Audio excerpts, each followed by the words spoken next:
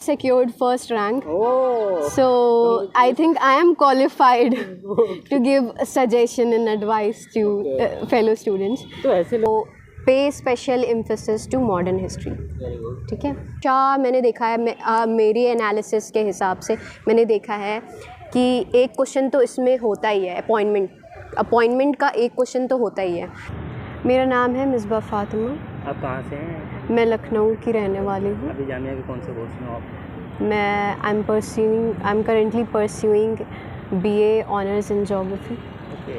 Last year जो है आपने पेपर दिया था तो उसका जो कट ऑफ आया था लगभग कितना रहा होगा? अराउंड 55 58 अराउंड 50 मान लेते हैं ना। हाँ जी।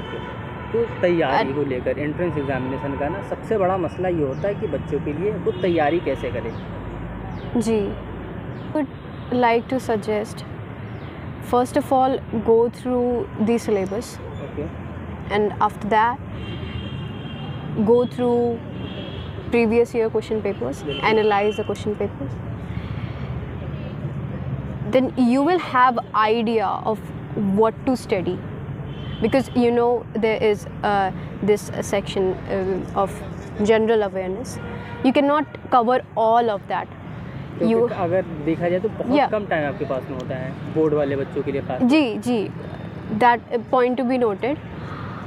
तो आप प्रिसाइजली पढ़ो,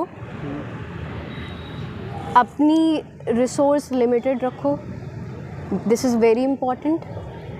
50 जगह से पढ़ने का कोई फ़ायदा नहीं, एक ही जगह स्टिक रहो। जैसे अगर आप एक बुक से पढ़ रहे हो तो उसको ही पढ़ो और उसको बार बार रिवाइज करो। Revision is key. और रही बात बुक्स की, तो I would like to suggest this book called Lucent. सब यही करते हैं। जी सब यही करते हैं और हो भी जाता है लोगों का। तो ल्यूसेंट बुक बहुत अच्छी बुक है, NCERT बेस्ड है। लेकिन if you are someone who is watching this video 1 week or weeks before the entrance exam, then I would suggest you to go through the Aryant publication of general knowledge, because that is, you know, that is a thin book and you can cover it up in a limited time. नहीं जो अच्छा, वो लगभग something 100 page वाली जो है। जी okay. वो बहुत ही उसमें प्रिसाइजली लिखा हुआ है हर चीज़।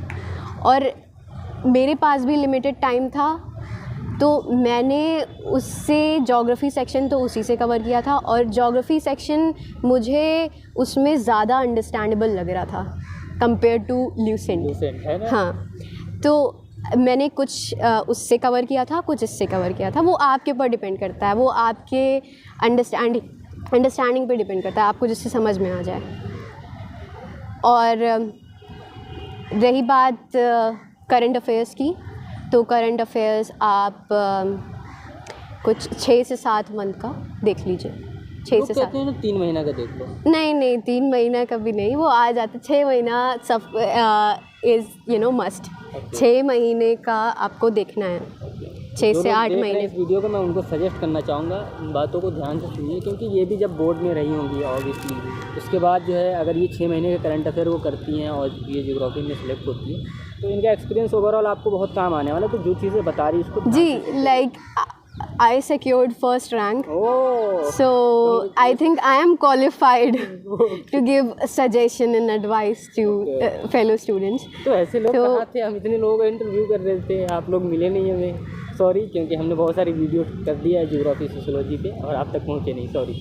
चलिए, आपको बहुत बहुत बधाई इस चीज़ के लिए कि आप फर्स्ट रैंक आया है। तो बच्चों को जो चीज़ें सजेस्ट कर रही थोड़ा अच्छे से बता दीजिए, और साथ ही साथ मैं आपसे ये भी रिक्वेस्ट करूंगा कि जो आपके रिसोर्सेज थे, ख़ासतौर से वेबसाइट्स वगैरह हो गए, यूट्यूब चैनल्स वगैरह हो गए, ये सब साथ में आप मेंशन करते चलेंगे। Okay, so first of all मैं थोड़ा सा डिटेल में जाना चाहूँगी। बिल्कुल जाइए। तो जनरल अवेयरनेस में हमारा आ जाता है सोशल साइंस के सब्जेक्ट्स और साइंस आ जाता है। बिल्कुल ठीक है। तो सोशल साइंस में हमारा अगर हम हिस्ट्री की बात करें, as far as history is concerned, history के 3 पार्ट्स होते हैं। 3 पार्ट्स में डिवाइडेड है history: ancient, medieval and modern. इसमें से सबसे ज़्यादा question in my opinion, in my experience, सबसे ज़्यादा क्वेश्चन इसमें मॉडर्न हिस्ट्री से आते हैं। फिर मिडीवियल, एशियन से रेयरली कभी आता है, बहुत कम आता है एशियन से। तो pay special emphasis to modern history, very good. ठीक है। एंड पॉलिटिकल साइंस की बात करें तो पॉलिटी में सबसे इम्पॉर्टेंट टॉपिक है हमारा कॉन्स्टिट्यूशन, कॉन्स्टिट्यूएंट असेंबली, कॉन्स्टिट्यूशन से रिलेटेड क्वेश्चंस बहुत इम्पोर्टेंट जी।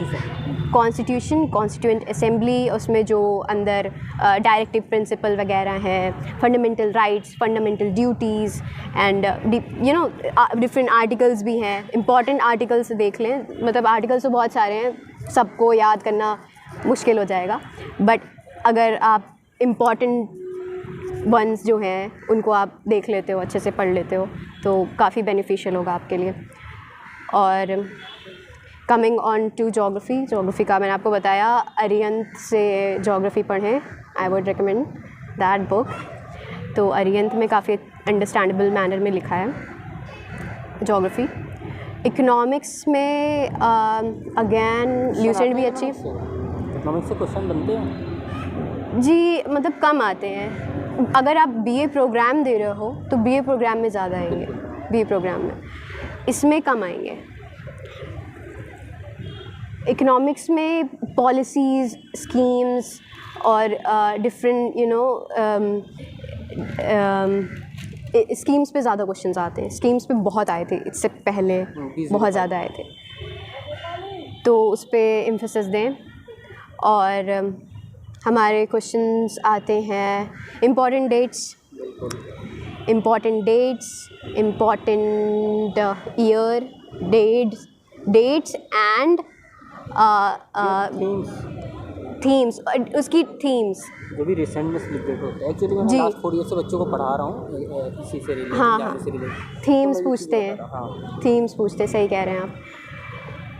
और important position holders, yes, appointment में आ जाएगा। अपॉइंटमेंट्स में रीसेंट अपॉइंटमेंट्स बहुत इंपॉर्टेंट हैं, जैसे आर्मी चीफ्स वगैरह हो गए, आर्मी पोजीशन हो गई, कैबिनेट मिनिस्टर्स, डिफरेंट एजुकेशन, जैसे कि education minister, current finance minister, जितने भी हैं ये बहुत इंपॉर्टेंट है। हमेशा मैंने देखा है, मेरी एनालिसिस के हिसाब से मैंने देखा है कि एक क्वेश्चन तो इसमें होता ही है, अपॉइंटमेंट का एक क्वेश्चन तो होता ही है।